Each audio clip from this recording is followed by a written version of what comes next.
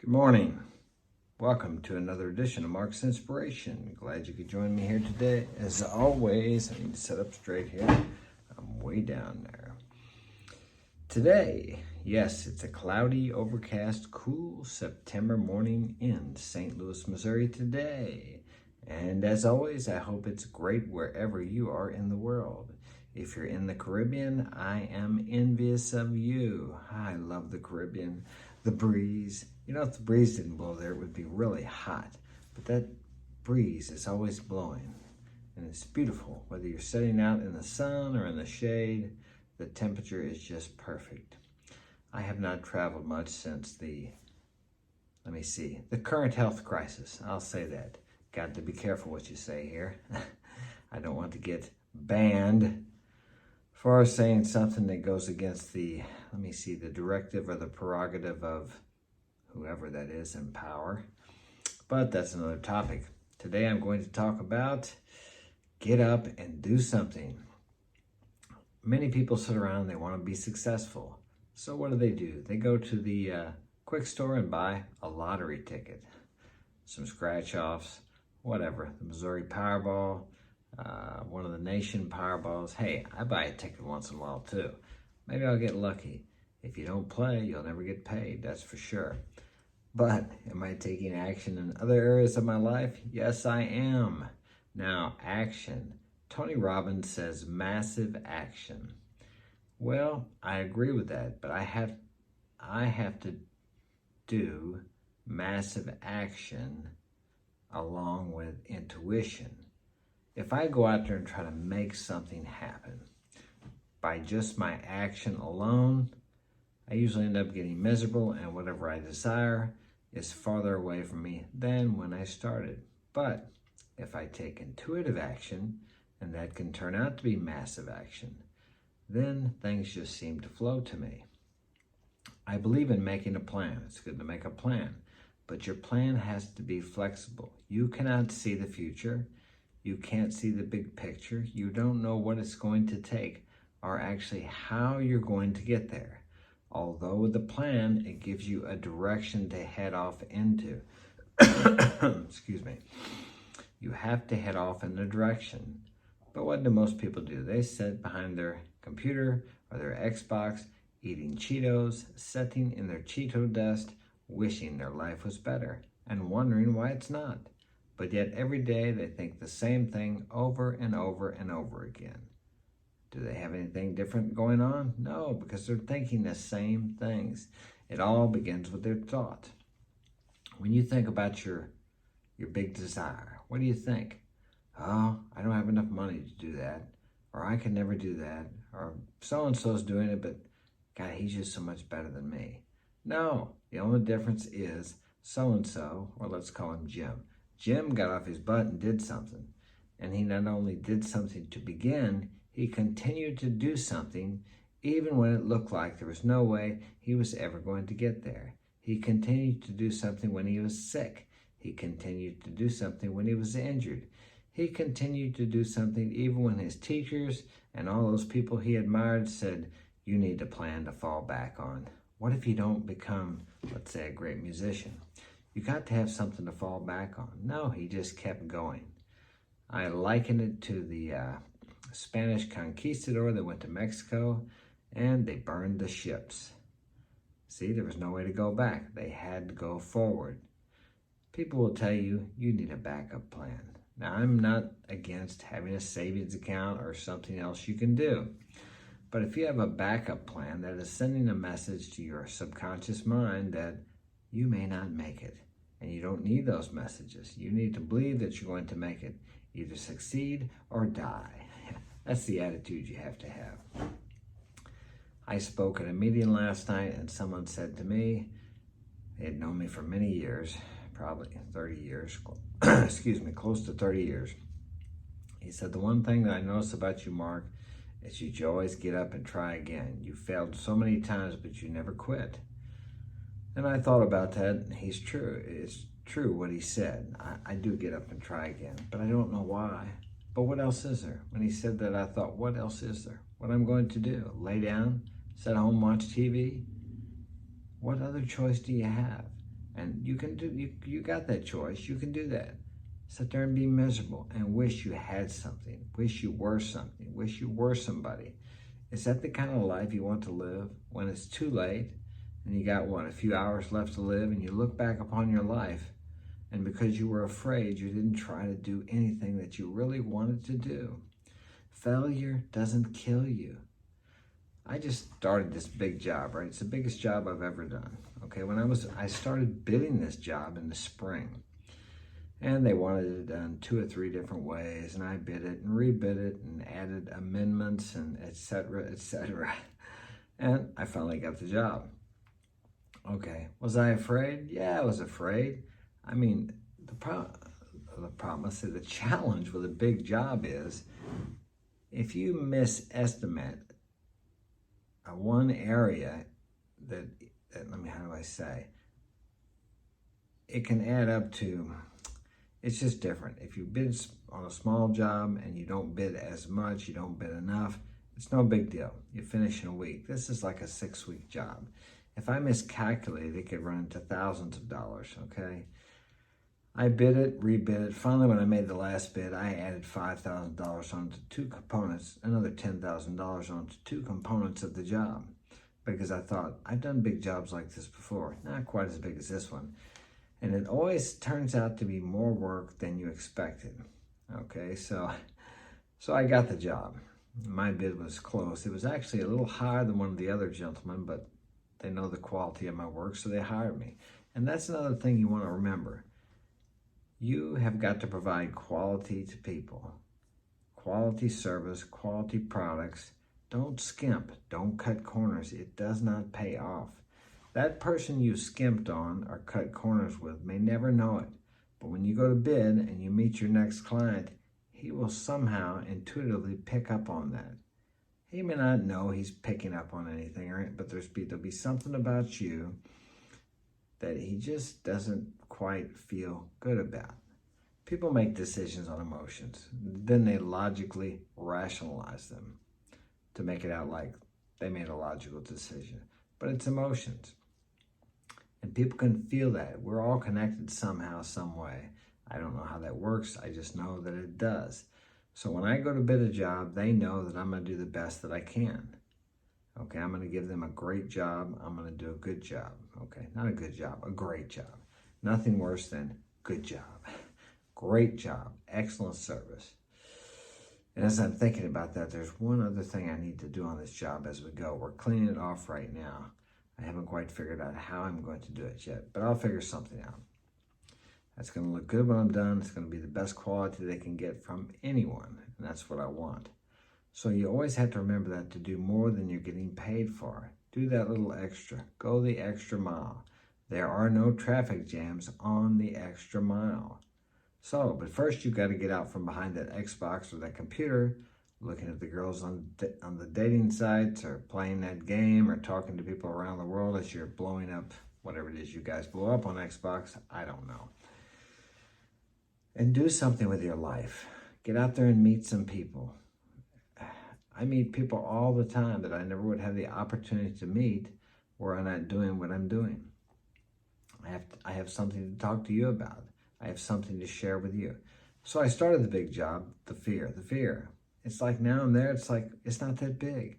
But it was daunting when I first went there. The first couple times I went there, it seemed daunting, overwhelming. But they decided not to do part of it, so it's not quite as the hard part they're not going to do now. So they're just doing the easier parts. But had I not bid on it, or had I not gone because I thought it was too much, or that it was out of my comfort zone, which it is out of my comfort zone.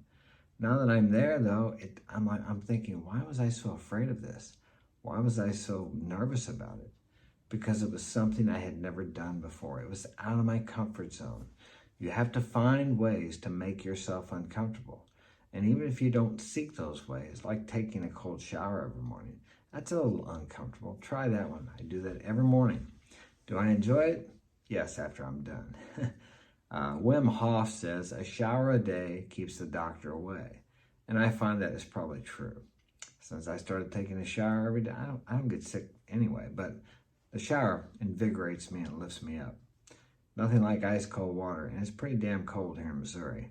So try that one, see how that works for you. Get out of your comfort zone. We are like so comfortable here in the United States we're dying of health-related diseases because we don't work, we don't do anything. We can't even get up and turn the channel on the TV. We have contactless delivery. You don't even have to go down to the restaurant to get fat now. You can just sit in your house, pick up your cell phone, make the order, they come here and deliver it, grab your food. You don't even have to put out any energy. Remember, years ago, well, before we were born, of course, you had to go out and actually hunt for your food, you had to clean it, then you had to prepare it, cook it, and then eat it, and actually wash the dishes by hand. That took a little energy. You had to wash your clothes by hand.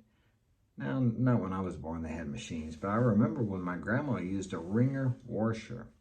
So you got to run them through this wringer. It's 2 rollers, if you don't know what that is. She used to have a joke about the old woman next door getting her tit caught in the wringer. Get your fingers in there, it'll smash it, but it would squeeze the water out of the clothes. Then she would take them out there and hang them on the line.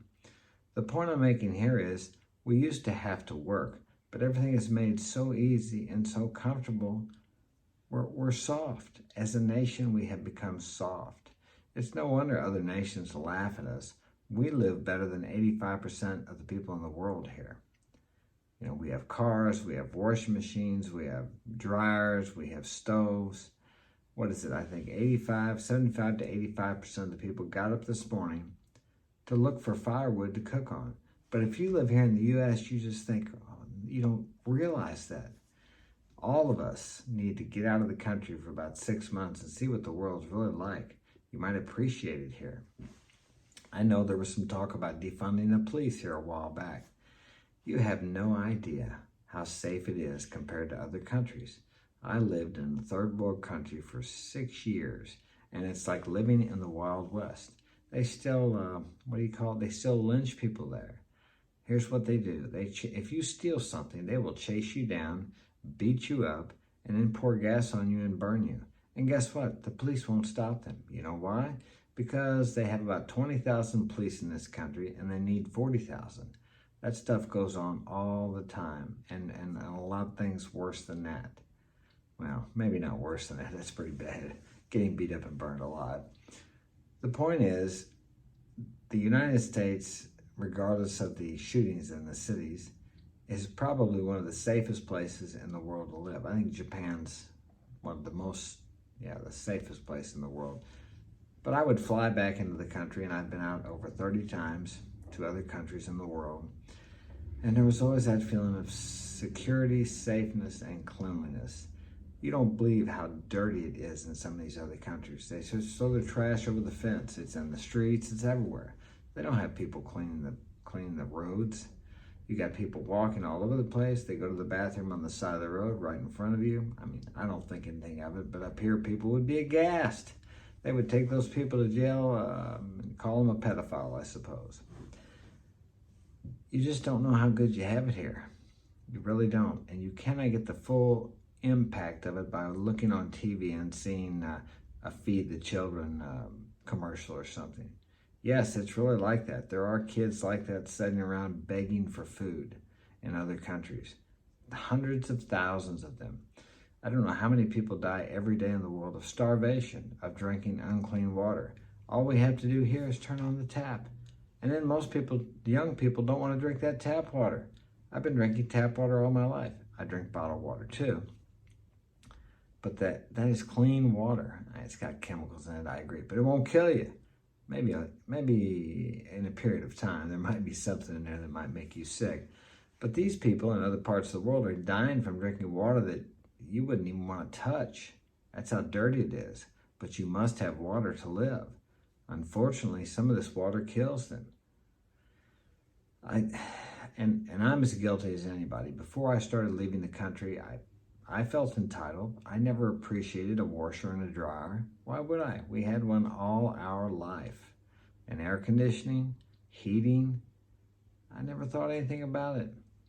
We've just become to where we think these things are, well, we think we're entitled to them, and we're not. We're just very fortunate. We live in a country, as some people would say, God has blessed America. God bless America. Well, we're definitely blessed here. But also I hear people talking about how oppressed they are here. You have no idea what oppression is. You know, in Dubai, it's against the law to be gay. Here you can be gay. Nobody, well, some people might not like that, but you're free to express yourself however you want to. I think in Russia, they actually kill gays. I could be wrong on that, I'm not sure. But, so you're free to be gay or transsexual or bisexual or any of the other names that they have for the genders now. That freedom was bought with blood from people who died to give you that freedom, for us to remain free. I think they need to teach history better in school, because people don't realize how we obtain this freedom. They don't really understand how many people, young people, 17, 18, 19 years old, for example, on D-Day, gave their lives so you could have these freedoms, so you could walk the street, so you don't have to have bars on your windows and a metal door that you would have to have a torch to break into. That's the way it is in other countries. Well, not all countries, but in third world countries, countries that are not as advanced as we are. We are so fortunate to live in the U.S. Let me tell you how fortunate we are. You have people dying every day just to get across the border to get here. They recognize the opportunity that we are blind to. They see it and they want it, and they're willing to die to get it. Now thinking about it from their point of view instead of from your point of view. People, oh, I'm not going to go work at McDonald's. They only pay $10 or $12 an hour. Those people would love to be here working at that place. And guess what? We have millions of them here because our people here won't do it. Because in the U.S., you don't have to work to eat. I was in the Ukraine here a few years back, and I'm talking to some girls over there, and they did not understand the concept. I said, if you live in the United States, you don't have to work. They didn't get that, because where they're at, them girls were going to the university, and they lived in an apartment with friends, and they worked, and they went to the gym. That was their life. That's how they worked. Because if over there, if you don't work, you're out on the street. There's no one handing out free food like there is here. Right up the street from me, there's a food pantry. Okay, I would say everybody that goes up there, there might be one or two people out of the hundreds that drive a car. They all drive a car there. There might be one that walks, okay? In other countries, if you're poor enough that you have to go to a food pantry, they don't have them. Maybe some places, churches, and people from the United States give so much money to other countries, and that's great. I think that's one thing that makes us great, because we are givers. Sometimes we give away too much. We need to take care of our own. But then on the other hand, we are taken care of here. If you're going to starve in the U.S., it's because you got too much pride and you don't want to ask for help.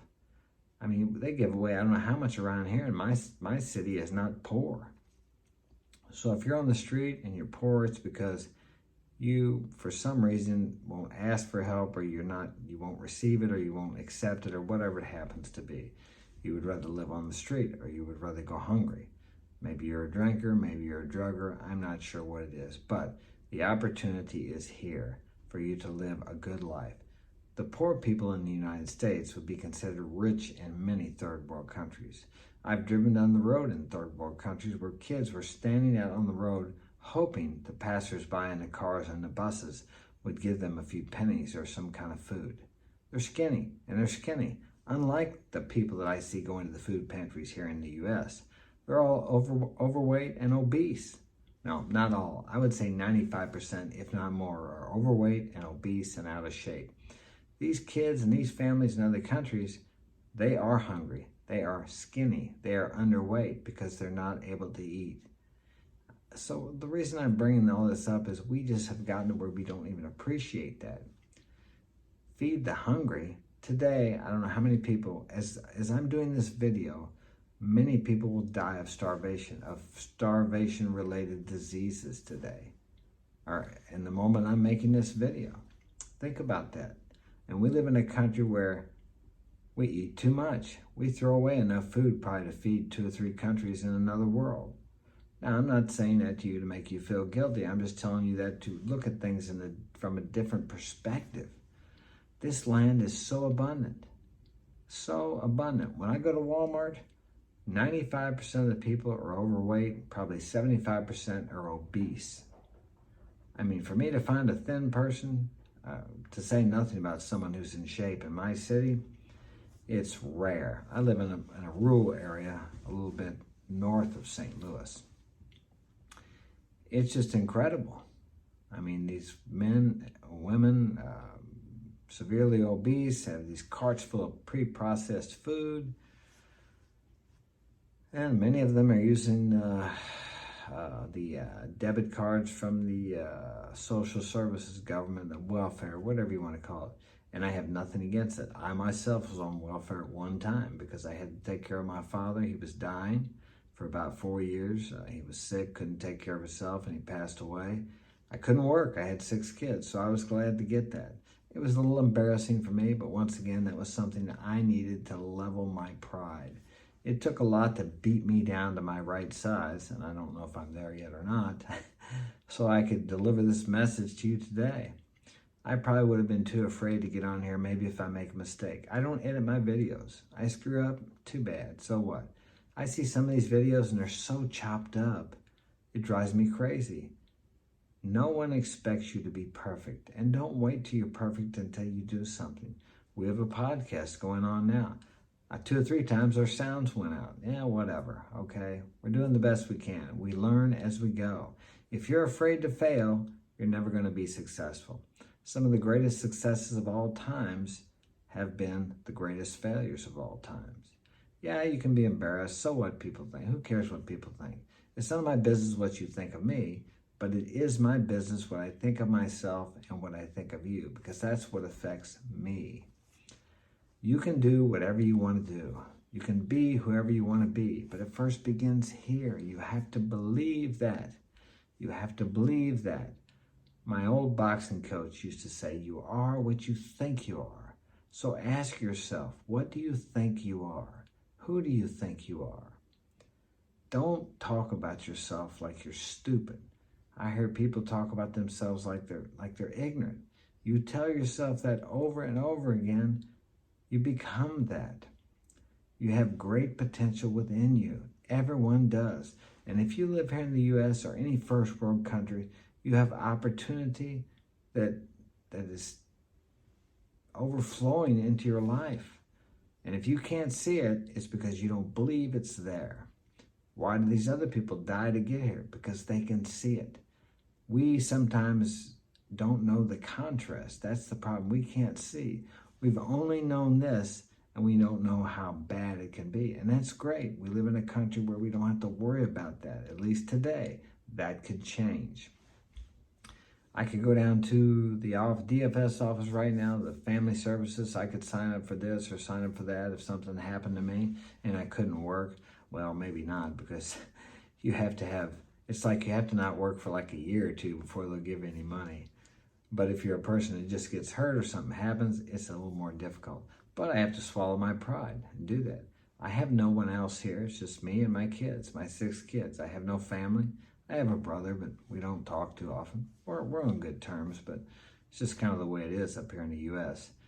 So the point of my whole thing today is if you live in the U.S. or a first world country, you have opportunity that is just staring you down the throat right now, so to speak, for lack of a better way to say it. It's there.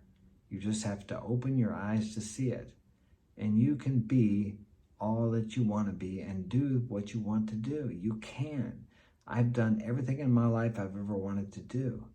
Or I have other things now. I have goals I want to do, and I will achieve those too. I won't tell you what those are because there's power in secrecy. Just like if you have a secret that you want to take to the grave because you're ashamed of it, it has power over you. When you release that and tell someone that, it dissipates the power. In the same way with goal setting, keep your goals to yourself. Only share them with people that need to know if they are helping you to achieve that goal. because it builds up power when you keep those goals to yourself. So I have other goals that I want to reach, and I'm sure I'll reach them. Okay, as I say that, that doubt wants to come in there, but I've reached everything I've ever wanted to achieve in life. And whatever I didn't get, I realized later, I really didn't want that. I thought I did at the time, but I could see the wisdom in me not getting it. That's where it comes in. You have to trust God, the universe, divinity, whatever you believe is a power greater than yourself. Trust that there's a part of you, your higher self, if you like, that can see the big picture. And when things don't go the way you think they should, they're going exactly how you want them to achieve what you desire. But you just can't see it in the moment. So keep that in mind if you run into a difficulty today and you say, why is this happening to me? Change it to this. Why is this happening for me? How is this helping me to achieve my goals? It's all perspective. So keep things in perspective today. Thanks for joining me. And I am out of breath and out of time. Have a good day.